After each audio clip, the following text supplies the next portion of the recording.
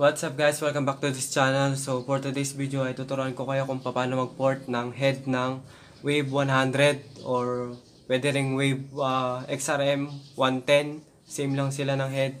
So ipoport natin intake tsaka exhaust para kapag bumili tayo ng 6.8 na cam, salpakan na lang. Hindi na natin siya ipoport or hindi na tayo maaabala na mag-port kasi naka-port na tayo.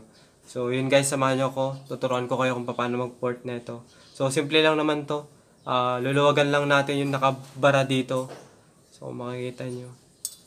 Para mas smooth lang yung maging daluyan nung intake tsaka exhaust natin. So yan, para mas lumuwag lang. Pati dito sa upuan ng ating carb.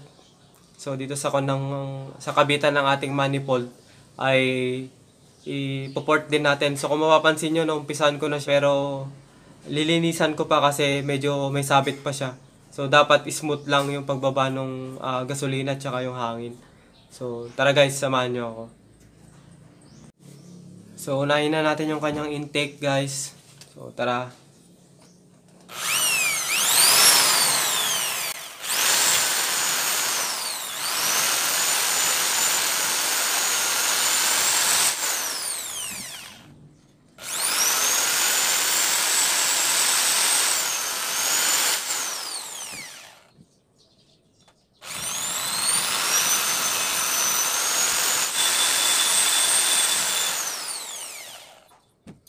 So, tansyahin lang natin guys kasi hindi pa pwedeng ma-overport to.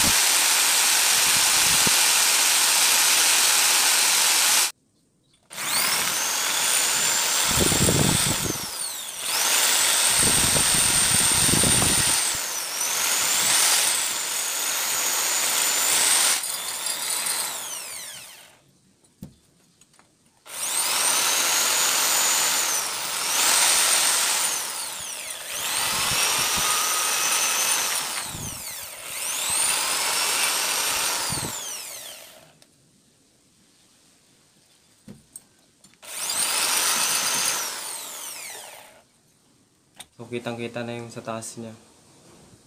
Mapapansin nyo. Para maganda lang yung flow ng ating gasolina at saka yung hangin. So, next natin is yung ating exhaust. So, yung intake pa lang kasi yung ating natapos. So, yan. Medyo maluwag na yung kung makikita nyo. Ito ba? So, yan. Huwag nyo masyado kasi baka ma-overport kayo. So yan. Next natin is yung ating exhaust. So ito na yung sunod natin. So tara guys.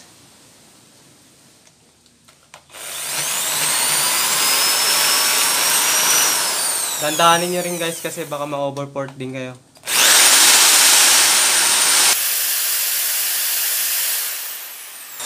Tansyahin nyo lang mga.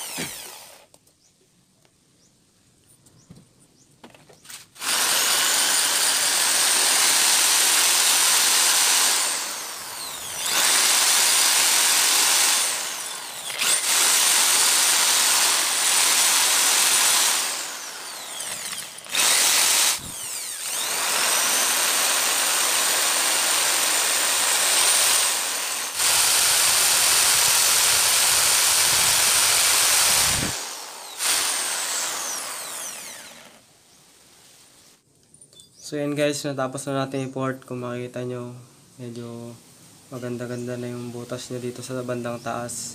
Medyo maluwag-luwag na. Yan. Same din dun sa ating intake. Yan. Makita nyo, medyo maluwag na din siya. So, yan. Sunod na lang natin guys yung ating manifold para tumugma naman siya dito sa ating intake dito. Para tumugma yung kanyang manifold. So, ito yung kanyang manifold guys. So, ikapit natin yung rotator para makita natin yung butas kung tutugma din ba. So, tara guys. So, yan guys, nakabit ko na yung kanyang rotator sa ating manifold. So, kung makikita nyo guys, medyo pantay naman siya. Magbabawas lang ako ng konti dito, banda dito. Konting-konti lang naman. Tapos yun, all goods na. So, bawasan na natin konti guys. Para mag-slide lang natin ng konti para pumasok ng maganda yung pagbaba ng gasolina is smooth lang. Tara guys.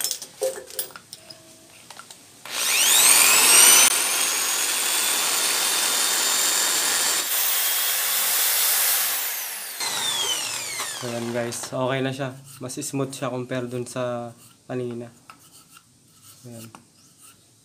So, all goods na guys. So, kapit natin yung manifold dito sa ating head para makita natin. Tanggalin ko muna tong manifold para makita natin. Kasi, ayusin pa natin to kasi hindi siya tugma dito. Kasi meron pa siyang mga konting harang. So, hindi makakababa kaagad yung gasolina kasi nga nakaharang siya dito. So, tara guys, paklasin ko muna.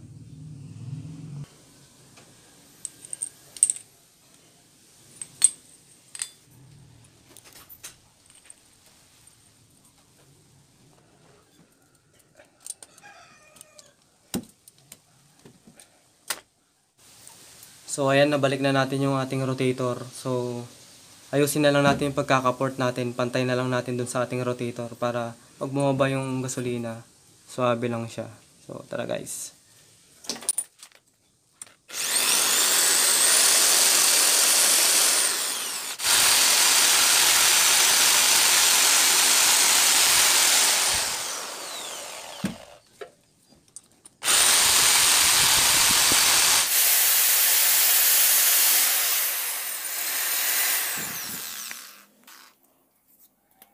So, ayan guys, okay na siya.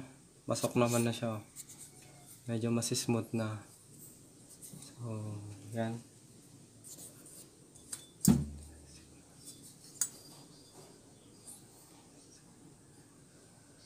So, yun guys, ganun lang kadali mag-port ng ating head.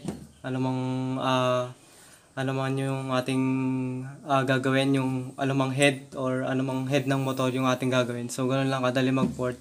So, ito kasi yung head ng ating Honda Bravo na project. So, antabayanan nyo, marami tayong upload doon. So, kung hindi ka pa nakasubscribe dito sa YouTube channel natin, so don't forget to hit the notification bell and subscribe na rin para lagi kayong updated sa lahat ng video na i-upload pa natin soon. So, maraming salamat guys. So, ganun lang kadali.